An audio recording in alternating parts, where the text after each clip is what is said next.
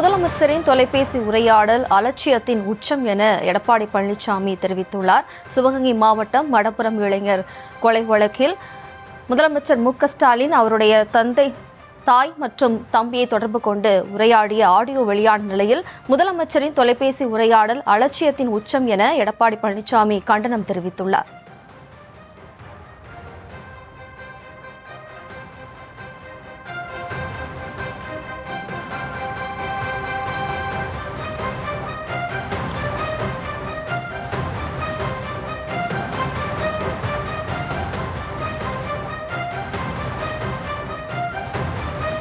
முதலமைச்சரின் தொலைபேசி உரையாடல் அலட்சியத்தின் உச்சம் என எடப்பாடி பழனிசாமி கண்டனம் தெரிவித்துள்ளார். தொடர்பான கூடுதல் விவரங்களோடு இணைகிறார் நமது செய்தியாளர் சுப்புராமன். வணக்கம் சுப்புராமன். விவரம்.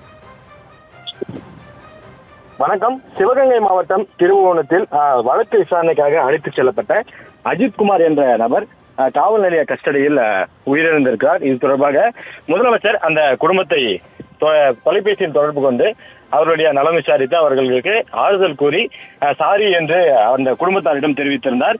இது தொடர்பாக எதிர்க்கட்சித் தலைவர் எடப்பாடி பழனிசாமி ஒரு அறிக்கை ஒன்று வெளியிட்டிருக்கிறார். அதில் அவர் குறிப்பிட்டுள்ளதாவது, முதல்வர் தொலைபேசி உரையாடல் அலட்சியத்தின் உச்சம், கொலை செய்தது உங்கள் அரசு, சாரி என்பதுதான் உங்கள் பதிலா?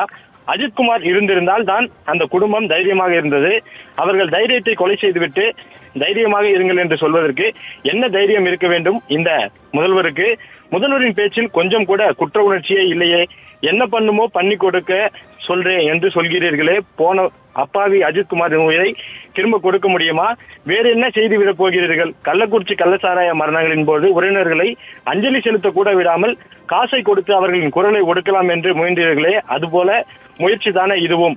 அஜித்குமார் இறந்து 4 நாட்கள் கழித்து எதிர்க்கட்சியான அதிமுக சார்பாக நீதிமன்றத்தில் வழக்கு தொடரப்பட்டு அதன் அடிப்படையில் நீதிமன்றம் விசாரித்து கடுமையான விமர்சனங்களை வைத்த பிறகு எஃப்ஐஆர் கைது எல்லாம் நடக்கிறது. உங்கள் ஆசை வார்த்தைக்கு தமிழ்நாடு மக்கள் இதுவரை ஏமாந்தது போதாதா? அஜித்குமார் குடும்பமும் ஏமாற வேண்டுமா?